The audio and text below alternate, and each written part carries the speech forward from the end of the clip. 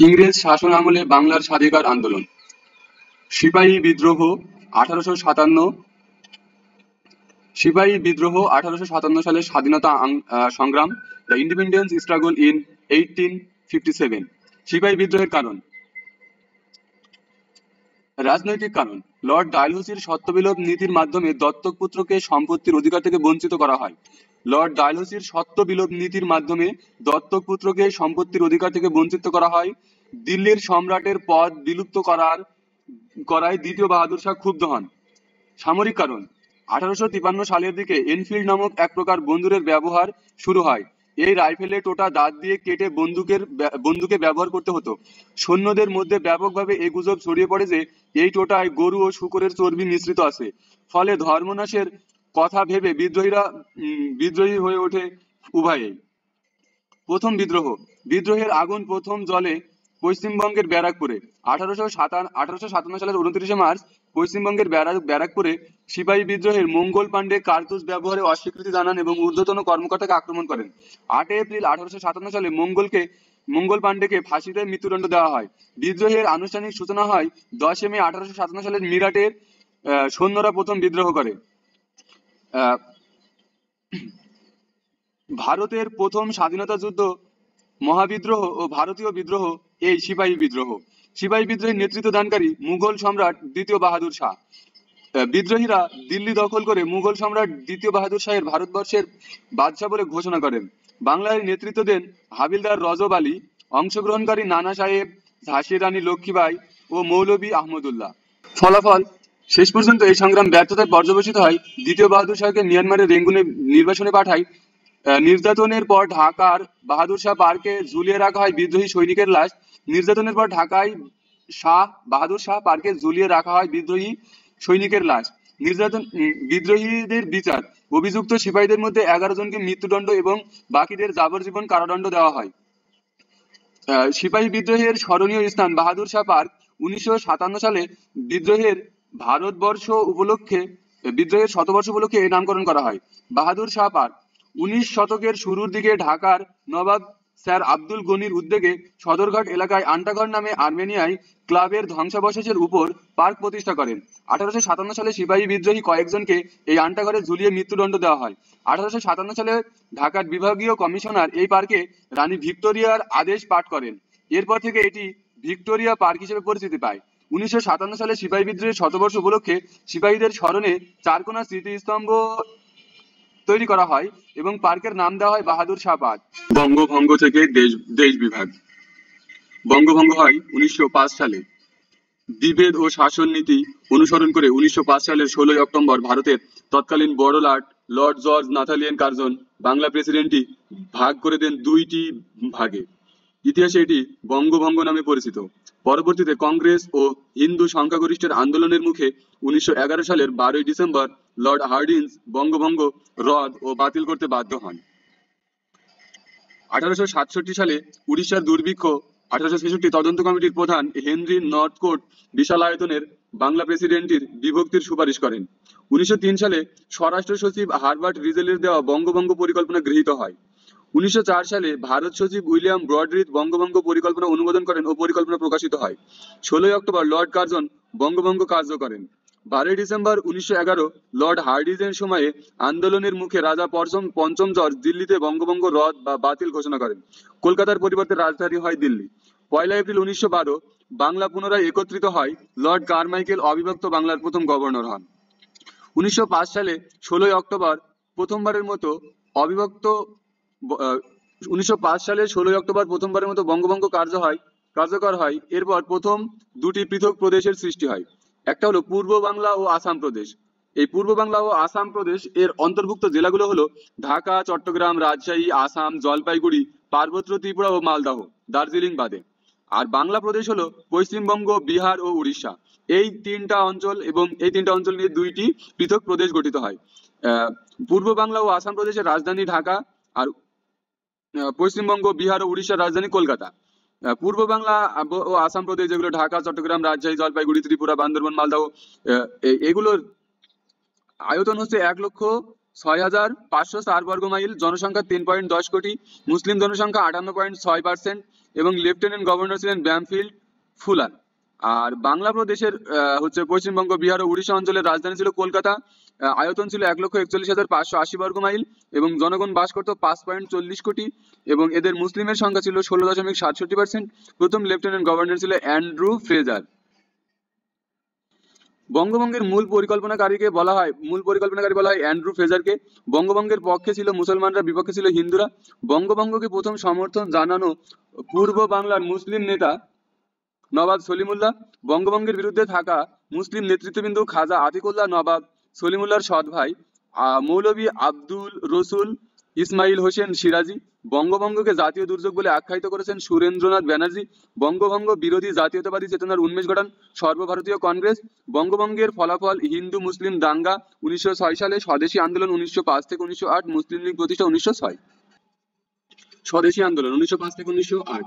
British বিরোধী আন্দোলন। British সরকারের বঙ্গভঙ্গের বিরুদ্ধে নিয়মতান্ত্রিক আন্দোলন ব্যর্থ হলে কংগ্রেসের উগ্রপন্থী অংশের নেতৃত্বে যে আন্দোলন গড়ে ওঠে তাকে স্বদেশী আন্দোলন বলা হয়। ব্রিটিশ সরকারের বঙ্গভঙ্গের বিরুদ্ধে নিয়মতান্ত্রিক আন্দোলন ব্যর্থ হলে কংগ্রেসের উগ্রপন্থী অংশের নেতৃত্বে যে আন্দোলন গড়ে ওঠে তাকে স্বদেশী আন্দোলন বলা হয়।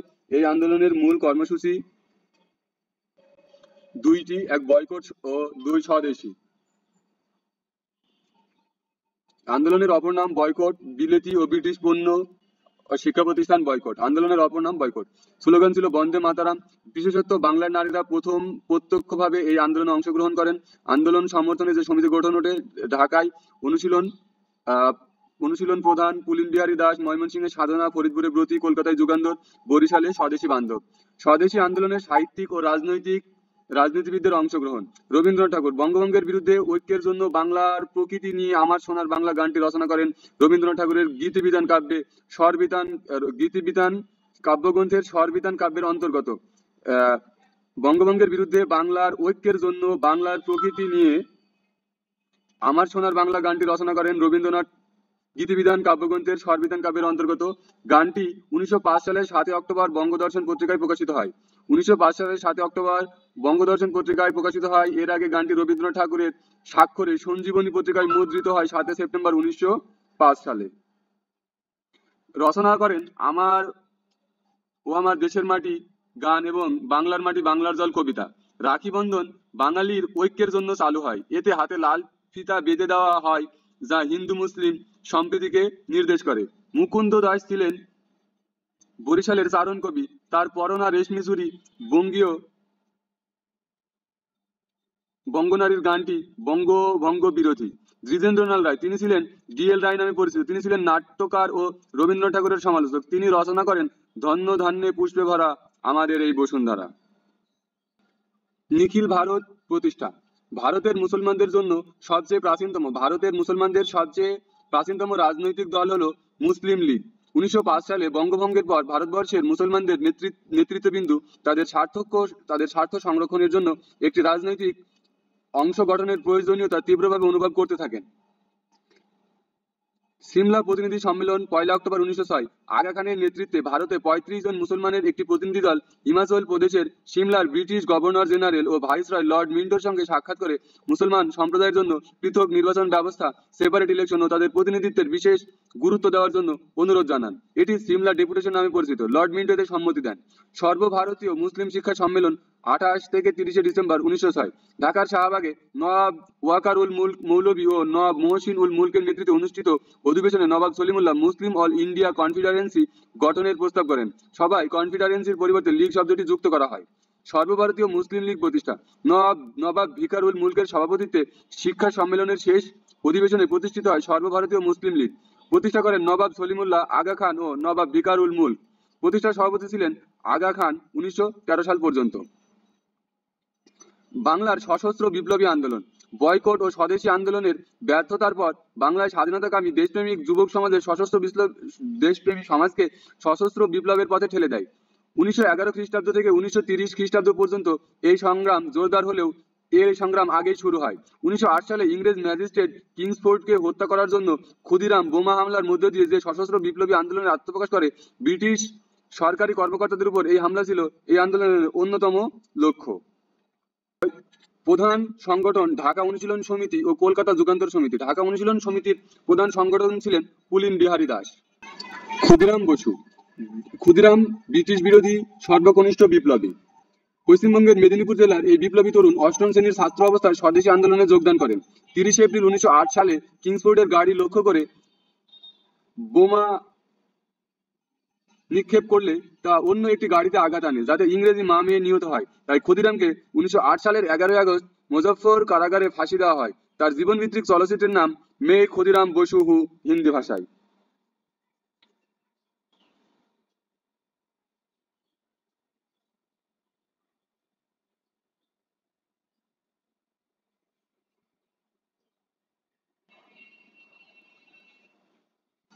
প্রফুল্ল চাকি। রংপুরে এই তরুণ 1908 সালের 30 এপ্রিল ক্ষুদিরামের সাথে কিংসফোর্ডকে উদ্দেশ্য করে বোমা নিক্ষেপ করে প্রফুল্ল চাকি। গ্রেপ্তার হওয়ার আগেই রাইফেল দিয়ে নিজেকে গুলি করে আত্মহত্যা করে। বাঘা যতীন। কুষ্টিয়ার এই বিপ্লবী প্রথম বিশ্বযুদ্ধের সময় ভারতের বিরুদ্ধে যুদ্ধ করতে জার্মানি থেকে অস্ত্র এনে ভারতের সাথে যুদ্ধ করার জন্য গঠন করেন জার্মান প্লট। সূর্য কুমার সেন।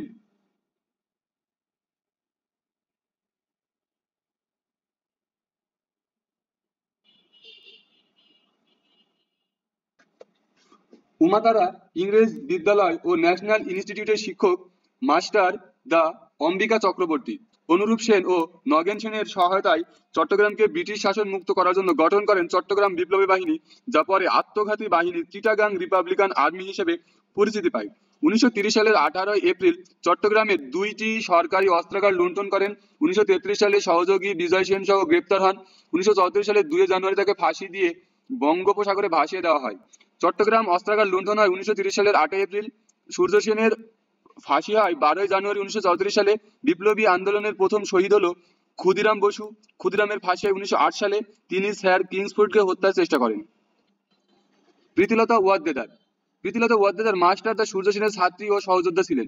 1930 সালে ইডেন কলেজ থেকে ইন্টারমিডিয়েট পরীক্ষায় প্রথম হন। লীলা লীলা নাগের দীপাবলি সংঘের অন্তর্ভুক্ত স্ত্রী সংঘের সদস্য ছিলেন। 1932 সালে মাস্টার দা ও প্রীতিলতা ও কল্পনা দত্তকে চট্টগ্রামের পাহাড়তলী ইউনিয়ন ক্লাব আক্রমণের জন্য মনোনীত করেন। সেখানে গ্রেপ্তার হওয়ার আগেই বিষপানে আত্মহত্যা করেন তারা। বঙ্গভঙ্গ পরবর্তী রাজনীতি। লখনৌ চুক্তি 1916। পরিচয়: হিন্দু মুসলিম সম্প্রীতির চুক্তি স্বাক্ষরিত হয় 1916 সালে। চুক্তিতে স্বাক্ষরকারী A.K. ফজলুল হক ও মতিলাল নেহেরু। পক্ষদ্বয় কংগ্রেস ও মুসলিম লীগ। খিলাফত আন্দোলন 1919 থেকে 1924। প্রথম বিশ্বযুদ্ধের পর তুরস্কের অখণ্ডতা রক্ষা এবং তুর্কি সুলতান বা খলিফার মর্যাদা ও ক্ষমতা অক্ষুণ্ণ রাখার জন্য 1919 সালে ভারতীয় মুসলমানদের মধ্যে যে আন্দোলন গড়ে ওঠে তাই খিলাফত আন্দোলন।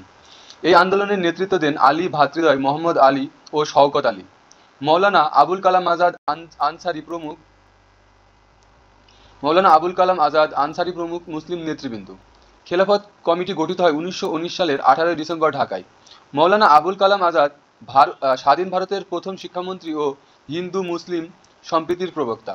খিলাফত আন্দোলনের নেতৃত্বকারী বই India wins freedom. Mustafa Kemal Ataturk তুরস্কের প্রথম রাষ্ট্রপতি ও আধুনিক তুর্কি প্রজাতন্ত্রের প্রতিষ্ঠাতা। তাকে আধুনিক তুরস্কের জনক বলা হয়। অসহযোগ আন্দোলন 1920 থেকে 1922। হিন্দু মুসলিম ঐক্য চুক্তির লখনৌ চুক্তি কারণে মুসলমানদের খেলাফত আন্দোলনকে হিন্দুদের সমর্থন দেওয়ার জন্য খেলাফত আন্দোলনের বিকল্প আন্দোলনের প্রয়োজনীয়তা অনুভূত হয়। 1919 সালে রাওলাট আইন ও জালিয়ানওয়ালাবাগের হত্যাকাণ্ডের কারণে হিন্দুরা খেলাফত আন্দোলনকে সমর্থন করে অসহযোগ আন্দোলনের ডাক দেয়। 10 মার্চ 1919 বিনা ওয়ারেন্টে গ্রেপ্তারের জন্য বিচারপতি Sir Sidney Arthur Taylor Rowlatt কর্তৃক দিল্লিতে রাওলাট আইন প্রবর্তিত হয়। 13 এপ্রিল 1919 জেনারেল ডায়ারের নির্দেশে পাঞ্জাবের অমৃতসরে জালিয়ানওয়ালা বাগানে 4 শতাধিক মানুষকে হত্যা করা হয়। এই প্রতিবাদে রবীন্দ্রনাথ ঠাকুর 1919 সালে ব্রিটিশ নাইট উপাধি ত্যাগ করে। রবীন্দ্রনাথ ঠাকুর নাইট উপাধি পায় 1915 সালে। 1920 সালে মহাত্মা গান্ধী অসহযোগ আন্দোলনের ঘোষণা দেন। মহাত্মা গান্ধী স্বাধীন ভারতীয় জাতির জনক, অহিংস আন্দোলনের প্রবক্তা ও সত্যগ্রহ আন্দোলনের প্রধান নেতা। পুরো নাম মোহনদাস করমচাঁদ গান্ধী। মহাত্মা গান্ধীর উপাধি দেন রবীন্দ্রনাথ ঠাকুর। বহির্বিশ্বে পরিচিত বাপু নামে। আফ্রিকায় প্রতিষ্ঠা করেন নাটাল ইন্ডিয়ান কংগ্রেস।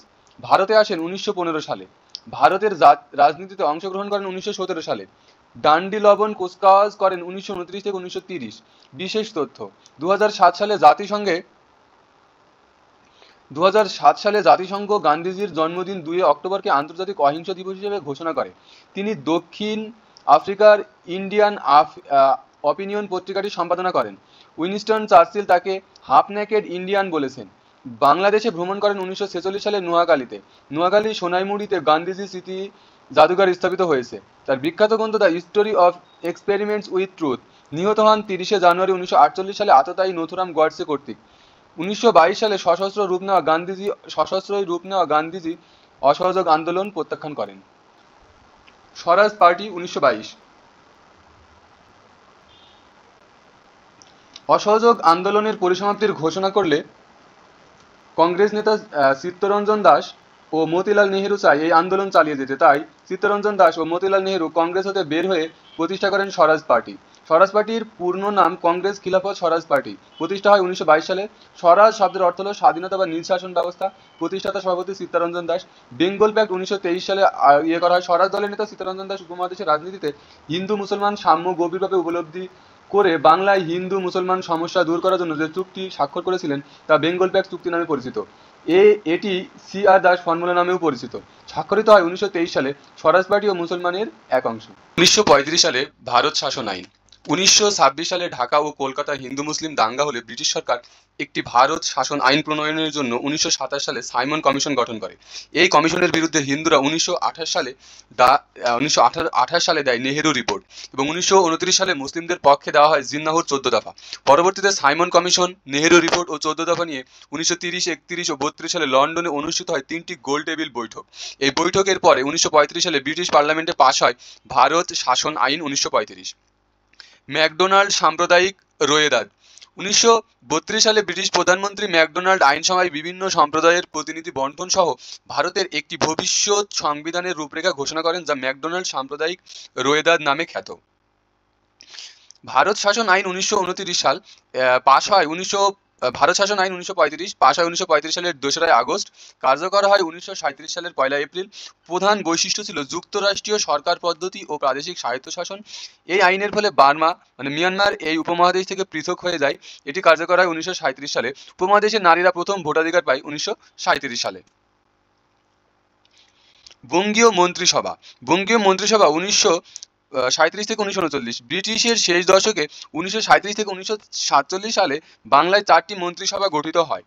1 ফজলুল হকের প্রথম মন্ত্রিসভা, 2 ফজলুল হকের দ্বিতীয় মন্ত্রিসভা, 3 নাজিমুদ্দিনের মন্ত্রিসভা, 4 সোহরাওয়ার্দীর মন্ত্রিসভা। মুখ্যমন্ত্রী প্রথম মুখ্যমন্ত্রী এ.কে ফজলুল হক এবং দ্বিতীয় মুখ্যমন্ত্রী এ.কে ফজলুল হক। প্রথমের মেয়াদ ছিল 1937 থেকে 41, দ্বিতীয় ছিল 41 থেকে 43। প্রথমটা ছিল 4 বছর আর দ্বিতীয়টা ছিল 2 বছর। প্রথম দলের নাম ছিল কৃষক প্রজা পার্টি ও মুসলিম লীগ কোয়ালিশন।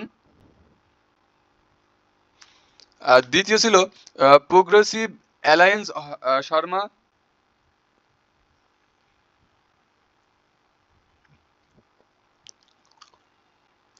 তৃতীয় খাজা নাজিমুদ্দিনের মুসলিম লীগ অনির্বাচিত। তৃতীয় হোসেন শহীদ সোহরাওয়ার্দী মুসলিম লীগ। 1937 সালে প্রাদেশিক আইনসভায় নির্বাচিত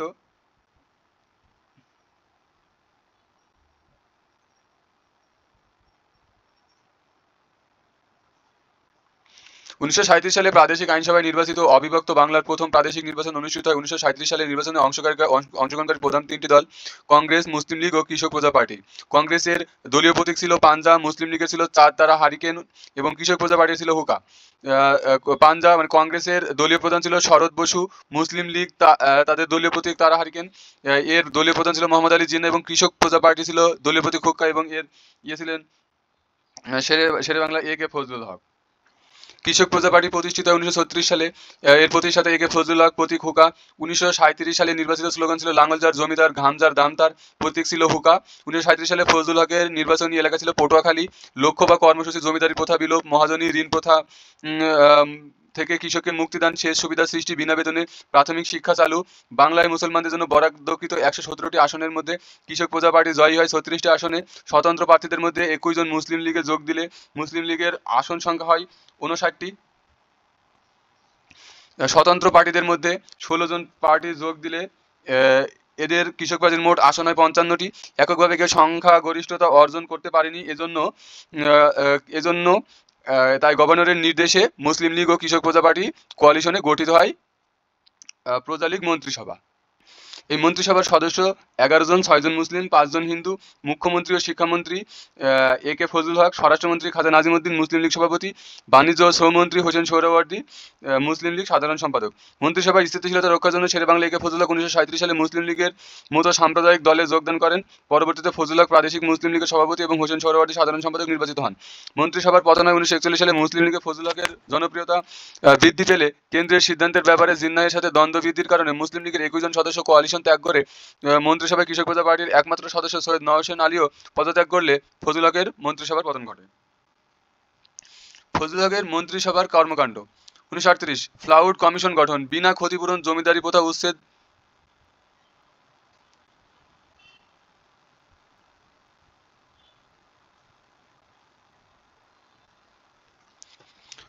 ফজলুল হকের মন্ত্রিসভার কর্মকাণ্ড। 1938 ফ্লাউড কমিশন গঠন, বিনা ক্ষতিপূরণের জমিদারি প্রথা উচ্ছেদের জন্য ফ্রান্সিস ফ্লাউডকে প্রধান করে কমিশন গঠন করা হয়। কমিশনের রিপোর্টের আলোকে 1950 সালে জমিদারি প্রথা উচ্ছেদ করে প্রজাস্বত্ব আইন পাশ হয়। তেজগাঁও কৃষি ইনস্টিটিউট, বর্তমানে শেরেবাংলা কৃষি বিশ্ববিদ্যালয় প্রতিষ্ঠা করে। শিক্ষা বোর্ড বিল পাশ করে।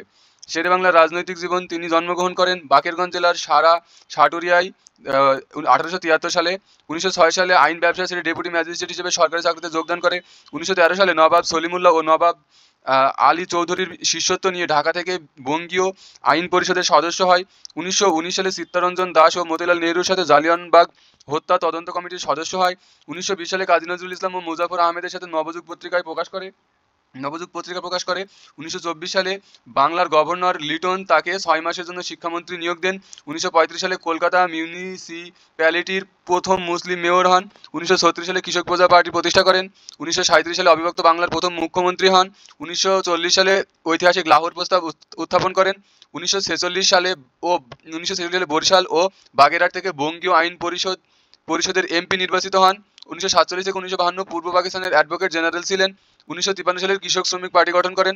1954 সালে যুক্ত ফ্রন্ট ও পূর্ব বাংলার মুখ্যমন্ত্রী হন। 1955 সালে পাকিস্তানের স্বরাষ্ট্রমন্ত্রী হন। 1956 সালে পূর্ব পাকিস্তানের গভর্নর হন। 27 এপ্রিল 1962 ঢাকায় মৃত্যুবরণ করেন। যুক্ত বাংলার উদ্বেগ, বসু সোহরাওয়ার্দী প্রস্তাবের প্রবক্তা কংগ্রেস নেতা শরৎ বসু ও মুসলিম লীগ নেতা হোসেন শহীদ সোহরাওয়ার্দী। বৈঠক হয় 1947 সালের 20 মে কলকাতায়। প্রস্তাব হয় অখণ্ড বাংলা তথা বাংলা হবে স্বাধীন ও সার্বভৌম। অখণ্ড বাংলাকে একটি সোশিয়ালিস্টিক রিপাবলিক হিসাবে গড়ে তোলার আহ্বান জানান শরৎ বসু। ফলাফল, প্রস্তাবটি ব্যর্থ হয়। চুক্তিগুলো সংক্ষেপে: বাংলা হবে স্বাধীন সার্বভৌম রাষ্ট্র। হিন্দু ও মুসলমানের সংখ্যা অনুপাতে আসন সংখ্যা বন্টন হবে। স্বাধীন বাংলা প্রস্তাব গৃহীত হলে বর্তমান মন্ত্রিসভা ভেঙে দেওয়া হবে। দেশভাগের প্রেক্ষাপট ও প্রক্রিয়া। জিন্নাহর দ্বিজাতি তত্ত্ব। স্থান: লাহোরে। মুসলিম লীগের অধিবেশনের সভাপতি ছিলেন মোহাম্মদ আলী জিন্নাহ। 1939। অপর নাম পাকিস্তান তত্ত্ব। দ্বিজাতি তত্ত্বের মূল কথা: হিন্দু মুসলিম আলাদা রাষ্ট্র। লাহোর প্রস্তাব 1940। 1940 সালের 23 মার্চ লাহোরে মুসলিম লীগের অধিবেশনে অবিভক্ত বাংলার মুখ্যমন্ত্রী শেরেবাংলা এ কে ফজলুল হক উপমহাদেশের মুসলমানদের স্বার্থ সংবলিত একটি প্রস্তাব পেশ করেন। এই প্রস্তাবকেই ঐতিহাসিক লাহোর প্রস্তাব হিসেবে অভিহিত করা হয়।